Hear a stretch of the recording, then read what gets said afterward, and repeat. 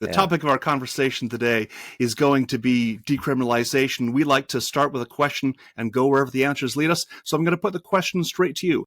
Has drug decriminalization failed? No. I mean, that'd be a ridiculous statement to make. We've barely tried it. I mean, that's the crazy thing. We've had decriminalization to one degree or another. And here we're not talking obviously about cannabis, but about, drugs like the strong opiates, heroin, fentanyl, methamphetamine, what have you. But the bottom line is we've barely tried it. And when you run into bumps along the way, or when decriminalization happens to coincide with other things going on in society that cause it not to be as successful as you'd hope, you don't just throw up your hands and say, "Oh, we failed. It's never going to work." You try different ways. You try again. I mean, because look, why do we have decriminalization in the first place? It's because of the multi-decade failure of the prohibitionist approach. It's very interesting that for a lot of the people who are criticizing decriminalization now, for some very understandable reasons, given what's going on in the streets and all of that, but it's not as if they're producing kind of new, innovative alternatives. To some extent, their only solution is let's go back and do what failed in the past. I mean, that's just dumb, right? So the question is, how do we make decriminalization work? Because we know it can actually do a better job of saving lives and saving taxpayers' monies and stuff like that if we keep experimenting with it and not just throw up the hands at the first sense of frustration. I like that. I've got a lot of friends who were, I think, sympathetic and open to the idea of decriminalization early on. They're looking at it now, looking at things like increases in overdose deaths and things like that, and having second thoughts and thinking maybe it didn't work. Perhaps you can talk to us a little bit about the different models, primarily probably the Oregon model, but also BC and Portugal are places that have used decriminalization with varying degrees of success. What are the differences in how these different places have implemented decriminalization? Yeah, no, Mal, I'll talk about all of those things. I mean, I think first of all, it's important to understand, though, that some of the people who were hoping for more dramatic results from decriminalization, it was to some extent because they confused it with legalization.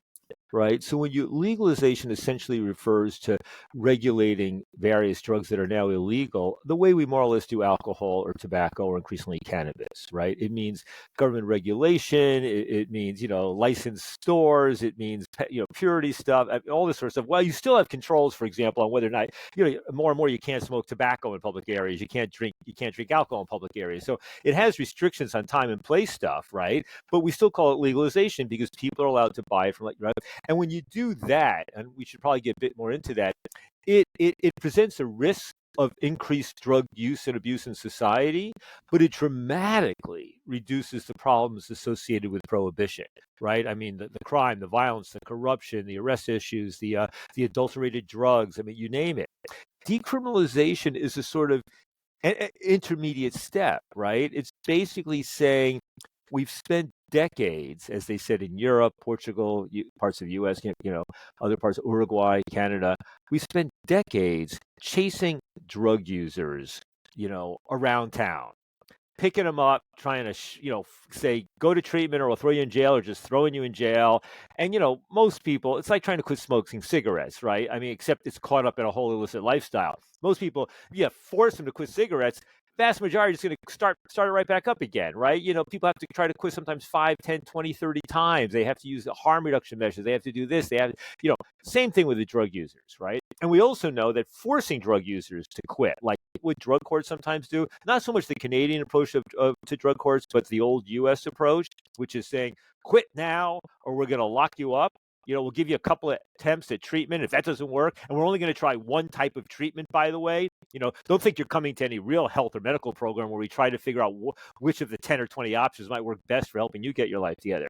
So we know that stuff, people got frustrated with the failures of the war on drugs, and locking people up for simple drug possession was an expensive approach to deal with this. I mean, there's fewer things that are more expensive than putting people behind bars, right? And no evidence that putting them behind bars does anything to reduce their drug use or their criminality after they come out, right?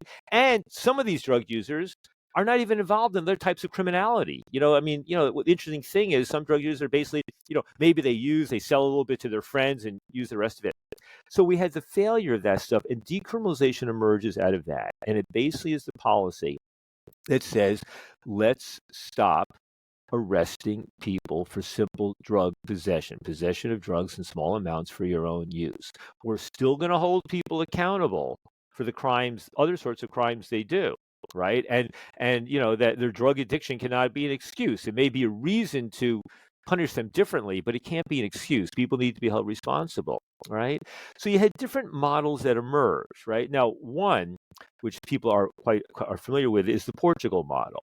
The Portugal model, in the 90s, Portugal had a terrible problem with open air drug use. There was the HIV was still spreading. They had overdose issue. There were neighborhoods. I was in the town of Porto in Portugal a few years ago. And the guy who was heading the drug harm reduction programs, he took me for a walk. He said in the 90s, you couldn't even walk here. Like he was scared to walk there, right? And so it was basically an approach with the Portuguese did in the early 2000s, 2001 maybe, is they basically changed the law. And with the law, it did not legalize possession, right? It did not provide drugs to addicts or users or what have you. It simply said, we're going to do everything possible not to put people behind bars simply for drug possession. And we're not going to force them into treatment. You sent me a piece by some antagonist to the decrim. What was the guy's name? Adam Zibbo. Adam Zibbo. But he fundamentally, his description of the Portugal program was way off because Portugal was not about forcing people into treatment. It was about encouraging them and pushing them. And, somebody gets picked up by the cops for drug possession and they take them to what was called the dissuasion committee, a group of people who are looking at them and they say, well, what's going on with you? Or why are you addicted? What do you need? Oh, well, let me see your arm. I see you have some abscesses there. Why don't we send you to the medical clinic over there because they can take a look at it, but they don't because they know many people won't go to treatment if you push them or encourage them, but they might go to see a doctor to get their health checked out, right? Or maybe what they just needed actually was some housing, or maybe they just whatever it might be.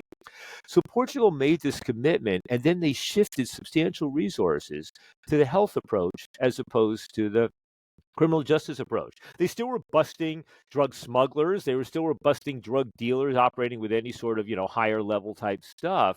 But the idea was to rely on a kind of pushy type of system to get drug users. And they weren't drug testing them, by the way. They weren't saying, we're going to drug test you. If you give us a dirty urine or 1 or 2 or 3 times, we're going to throw you in jail. They didn't do that either.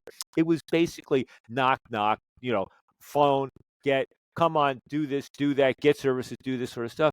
And it turned out to be remarkably successful. It became really an international model. The head of the program, João Galao, who's still there 23 years later, has spoken in dozens and dozens of countries all around the world. And what's notable is even when Portugal went through a horrific economic recession about a decade ago, people thought they were just going to eliminate the program. They decided to keep it because it was producing cost savings and public health benefits and criminal justice benefits for the broader population. So, everybody's looking for, is the thing going off the rails? And any program that's 20 years old is going to run into bumps and deal with new types of drug users and new types of problems and staff that are burnt out and all that stuff. So now people say, oh, look, Portugal program's not working now. So they want to take a snapshot of a moment when it's going through some new challenges. But by and large, that approach that says do everything possible so we're not putting people behind bars for simple drug use, that's the Portugal model, right? Now, Oregon tried to emulate that model, right? I was proud of that model because my organization, Drug Policy Alliance, they led that effort together with local, health officials, advocates, after I had stopped running Drug Policy Alliance in 2017. And it was trying to embrace the Portugal model. And it was a good idea. It was a good proposal, good policy. Now the Oregon legislature and the public have turned against it. And one has to look at what happened there, right?